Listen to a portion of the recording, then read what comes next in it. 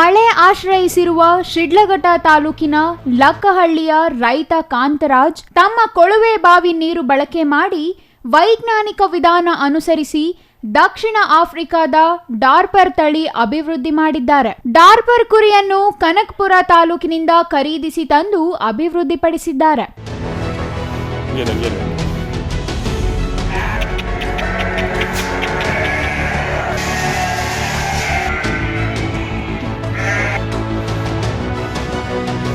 ತಮ್ಮ ಜಮೀನಿನಲ್ಲಿ ಮೇವು ಬೆಳೆಸಿಕೊಂಡು ಅದನ್ನು ಕಟಾವು ಯಂತ್ರದಲ್ಲಿ ಕಟಾವು ಮಾಡಿ ಪಶುಸಂಗೋಪನೆ ಇಲಾಖೆ ಅಧಿಕಾರಿಗಳ ಮಾರ್ಗದರ್ಶನ ಅನುಸರಿಸಿ ಮಾದರಿಯಾಗಿದ್ದಾರೆ.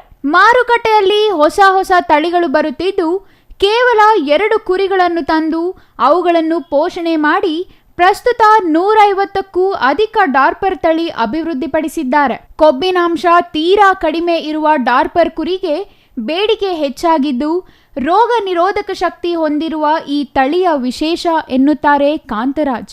ಲಕ್ಕಳ್ಳಿ ಗ್ರಾಮ, ಶಿಡ್ಲಘಟ್ಟ ತಾಲೂಕು, ಚಿಕ್ಕಬಳ್ಳಾಪುರ ಜಿಲ್ಲೆ. ನಾವು ಡಾರ್ಪರ್ ಕುರಿ ಸಾಕಾಣಿಕೆ ಮಾಡಿ 2015ರಿಂದ ಸ್ಟಾರ್ಟ್ ಮಾಡಿದ್ವಿ. ನಾವು ಮೂಲ ಈಗ ಡಾರ್ಪರ್ ಸ್ಟಾರ್ಟ್ ಮಾಡಿ 15ರಿಂದ ನಾವು ಸ್ಟಾರ್ಟ್ ಮಾಡಿರೋದು. ಈಗ 10 ಕುರಿಯಿಂದ ನಾವು ಈಗ 150 ಕುರಿಗೆ ಮಾಡಿದ್ವಿ. ಗಂಡು ನಾವು ವರ್ಷಕ್ಕೆ ಒಂದು 15-20 ಮಾರ್ಕಂತ ಇದ್ದೀವಿ. 1,20,000, 1,30,000 ಹಂಗೆ ಒಂದು ಮರಿ 1.5 ಲಕ್ಷ ತನಕ ಗಂಡು. ಹೆಣ್ಣು 100 ಕುರಿ ಇದ್ದಾವೆ. ಈಗ ಗಂಡು 30 ಕುರಿ ಇದ್ದಾವೆ. ಇದರಲ್ಲಿ ಬ್ಲ್ಯಾಕ್ ಹೆಡ್ಡು, ವೈಟ್ ಹೆಡ್ಡು ಅಂತೇಳಿ 2 ವಿಧ. ಆ ಬ್ಲ್ಯಾಕ್ ಹೆಡ್ಡು ಹತ್ರ ಪೂರಾ ಸೇಲ್ಸ್ ಐತೆ, ವೈಟ್ ಹೆಡ್ಡು ಸೇಲ್ಸ್ ಐತೆ. ವೈಟ್ ಹೆಡ್ಡಲ್ಲಿ ಏನಂದರೆ ಮಚ್ಚ ಬರಲ್ಲ. ವೈಟ್ ಹೆಡ್ಡಲ್ಲಿ 20 ಮರಿ ಹುಟ್ಟಿದ್ರೆ 20 ಮರಿ ಸಕ್ಸಸ್ ಆಗ್ತೈತೆ.